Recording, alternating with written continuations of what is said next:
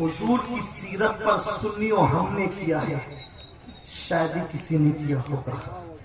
عشق مصطفیٰ کا دعویٰ، حضور کی سیرت کے جلسے کتنے کرتے ہو؟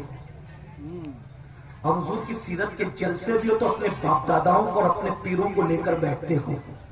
حضور کے معجزات کتنے بیان کرتے ہو، حضور کی سیرت کتنی بیان کرتے ہو۔ اگر پوری دیانت داری سے رسول اللہ کی سیرت بیان کی گئی ہوتی تو ان سنیوں کو جب پیر فقیر غیبن شاہ جیسے لوگوں کے نسب نامے تک یاد کرا دیے تو ان کو رسول اللہ کی 11 ازواج کے نام کیوں یاد نہ ہو سکے؟ حضور کے والدین کریمین کے نام کیوں یاد نہ ہو سکے؟ حضور کی شہزادیاں کتنی تھی، ان کے نام کیوں یاد نہ ہو سکے؟ مطلب کہیں نہ کہیں ہم سے چوک ہوئی ہے، بھول ہوئی ہے۔ ہم نے سب کا تعارف کرانے کی کوشش کی لیکن رسول اللہ کا تعارف کرانے کی ہم نے اتنی کوشش نہیں کی جتنی کہ ایک امتی کو کرنا چاہیے تھا۔ یہی کیا نا، یہی ہوا نا۔ اس کا نتیجہ کیا ہے؟ بڑی معذرت کے ساتھ اسی لیے جب رسول اللہ کی نعت پڑھی جاتی ہے تو اپنے مجمع میں بہت سارے لوگ بالکل سناٹے کے ساتھ چپ رہتے ہیں، لیکن جب پیروں کا نام آتا ہے تو وہی مجمع کے اندر جان پیدا ہو جاتی ہے۔ پیر تو رسول اللہ تک پہنچانے کے لیے تھا، یہ رسول اللہ سے معاذ اللہ محبت کے معاملے میں ترجیح کیسے دیا جا رہا ہے؟ غلام کو آقا پہ ترجیح کیوں دی جا رہی ہے؟ رسول کی نعت پوری ختم ہو گئی، جیب سے 5 روپیہ نہ نکلا اور پیر کا نام آیا تو 10 کی نوٹ 100 کی نوٹ شاعر پر لٹانے لگ گئے۔ بڑی معذرت کے ساتھ اڑیسہ والوں، میں کسی پیر کا مخالف نہیں، واللہ ہر سنی پیر میرے سر کا تاج، اس کی جوتیاں میرے سر پر ہے، لیکن بتاؤ ایسا ہے کہ نہیں ہے؟ تمہارے پیر کا نام آتا ہے تو تم سبحان اللہ کہتے ہو، رسول اللہ کا نام آنے پر کیوں نہیں کہتے؟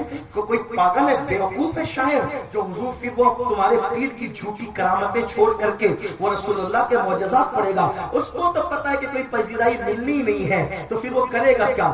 جس کے معجزات الگ ترتیب ہے، تواتر کے ساتھ ہے، کتابیں بھری ہوئی ہے جس کے معجزات سے، وہ چھوڑ کر کے گڑی ہوئی کرامتوں کا رواج اس لیے ہو گیا کہ اس کا پیٹ اسی پر پڑ رہا ہے۔ اسی لیے تو عنوانات وہی ہوتے ہیں جو مارکیٹ میں چل رہے ہوتے ہیں۔ اللہ اکبر رسول، مگر یاد رکھنا ہم بھی حضور کے امتی ہیں، ہمیں شفاعت کسی گلی کے غیبن شاہ سے نہیں لینا ہے، ہمیں شفاعت آمنہ کے لال سے لینا ہے۔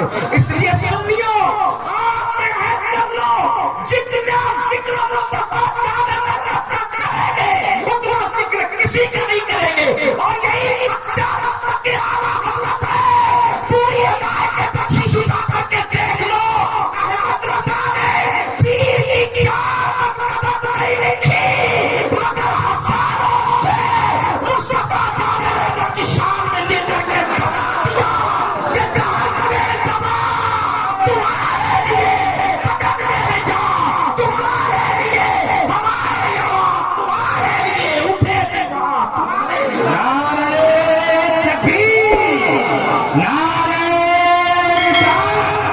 مسلک اعلیٰ حضرت خلیفہ حضور شیر اہل سنت، نعرہ تکبیر۔ گستاخوں کا جواب، اتنا تو اتنا ذکر کرو، اتنا ذکر کرو، اتنا ذکر کرو کہ گلی کا بچہ اور صرف بچہ نہیں بلکہ دوسروں کا بھی بچہ جان جائے کہ مصطفیٰ جان رحمت کی شان کیا ہے۔ اور آپ کو بتاؤں، ہمارے آقا تھے ہی ایسے، ہمارے آقا تھے بلکہ ہے ہی ایسے، ہمارے آقا ہے ہی ایسے کہ جو سن لے ان کی زندگی عشق کرنے پہ مجبور ہو جائے۔ انہوں نے دشمنوں سے سنا اس لیے گالیاں دے رہے ہیں، ان کو اپنے سے سناؤ کہ حضور ہے کیا، سچائی بتاؤ ہے کیا۔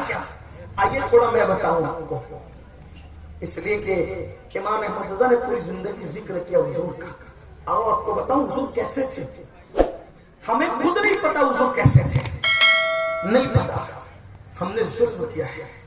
کیا جواب دیں گے جس کے ٹکڑے پوری زندگی کھاتے رہے ہیں، اس کے گل نہ گا سکے، اپنی قوم کو وہ سبق نہ پڑھا سکے۔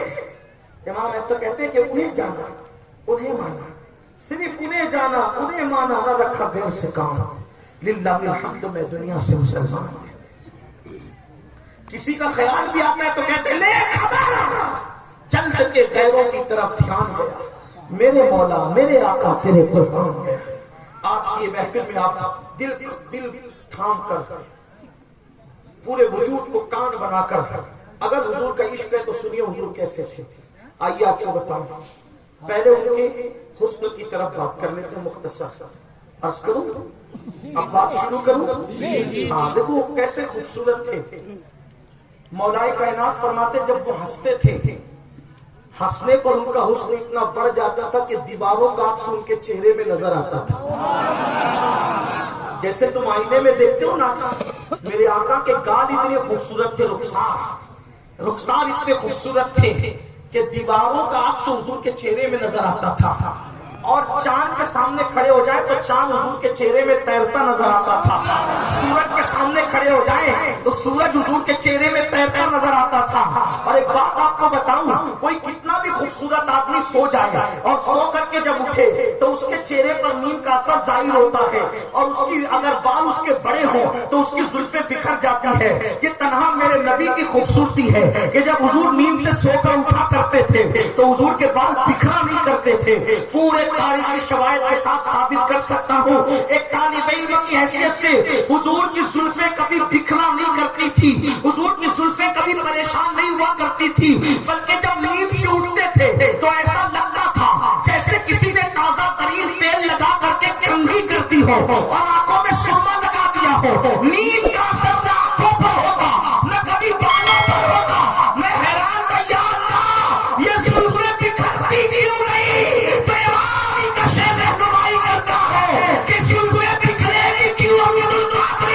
کسی کی زلفیں ماں سنوارتی ہے، کسی کی زلفیں باپ سنوارتا ہے، کسی کی زلفیں بھائی سنوارتا ہے، کسی کی زلفیں بیوی سنوارتی ہے، لیکن اللہ کا محبوب ایسا ہے کہ ان کی زلفیں خدا کی قدرت سنوارا کرتی تھی۔ تو کہتے ہیں شان پنجے قدرت، شان پنجے قدرت، تیرے بالوں کے لیے کیسے ہاتھوں میں سوارے ہیں تمہارے دیش۔ جس کی زلفیں خدا کی قدرت سنوارے وہ کیسے بکھر سکتی ہے؟ وہ زلفیں کیسے بکھر سکتی ہے؟ نہیں، اور زلفوں میں اتنی خوشبو آتی ہے، اتنی خوشبو آتی ہے، اتنے کہتے ہیں بھینی خوشبو سے مہک جاتی ہے گلیاں واللہ، کیسے پھولوں میں بسائے ہیں تمہارے یسوع۔ ایک شعر پڑھ دیتا ہوں، حالانکہ اڑیسہ کی زمین تو شعر و ادب کی زمین ہے، بڑے بڑے شاعر ہیں، بڑے بڑے علم والے۔ دیکھو امام احمد رضا کہتے ہیں، بزمِ ثنائے زلف میں میری عروس فکر کو۔ کیا مطلب؟ کہتے ہیں اعلیٰ حضرت کوئی ایسی محفل سجی ہو، مجھے کچھ آتا جاتا نہیں بھائی، میں صرف ایک طالب علم کوشش کر رہا ہوں کچھ بتانے کی، حضور کی غلامی کرنے کی کوشش ہو رہی بس، ورنہ ہمارا یہ کام ہی نہیں ہے، ہمارا یہ کام نہیں۔ ہم ایسے لوگ نہیں کہ پڑھے لکھے اور آپ کو سب سکھانے آئے، پڑھائے پڑھے لکھے لوگ سمجھنے والے ہیں، ہم ایک طالب علم ہیں، غوثیت مآب کی چوکھٹ کے سگے بے ہنر ہیں۔ بس آج کل حضور کی بے ادبی ہو رہی ہے تو آگے حضور کا ذکر کرنے، اور یاد رکھنا حضور کا ذکر کوئی ایسے کرنے نہیں بیٹھتا۔ بستہ والوں بزرگوں نے فرمایا پہلے حضور ذکر کرتے ہیں اپنے مزار میں، تب غلام کو حضور کی یاد آتی ہے۔ آج ہمیں بھی یاد کیا گیا ہوگا اس لیے ان کی یاد آ گئی ہے نا؟ کیا نصیب ہے اپنے، کیا مقدر ہے۔ اسی لیے ہمارے دادا مرشد کہا کرتے تھے کہ سنیوں کو بد نصیب مت کہا کرو۔ کیا کہتے تھے؟ سنیوں کو، ایک بہت بڑے مقرر نے کہا سنیوں کو بد نصیبو، اس کا کرتا کھینچ کر کے کہا بد نصیب سنیوں کو کہتے ہیں جس کے مقدر میں آمینہ کا نام اس سے بڑا خوش نصیب ہو۔ کسی کے نصیب میں کچھ ہے، کسی کے نصیب میں کچھ، ہمارے مقدر میں آمینہ کا نام۔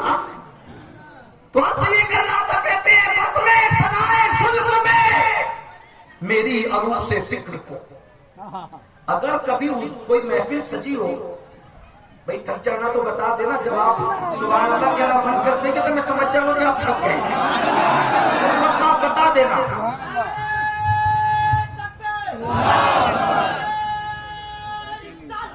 رسول اللہ زندہ آباد۔ بس میں سنائے زلف میں، کہتے ہیں احمد رضا کوئی محفل سجی ہو اور اس میں مجھے بلایا جائے عنوان دے کر کہ کہ بات کیا کرنا ہے؟ حضور کی زلفوں کی خوشبو بیان کرنا ہے. کس کو بیان کرنا ہے؟ بلال ہند، اویس ہند، احمد رضا بریلوی کو. کیا بیان کرنا ہے؟ حضور کی زلفوں کی.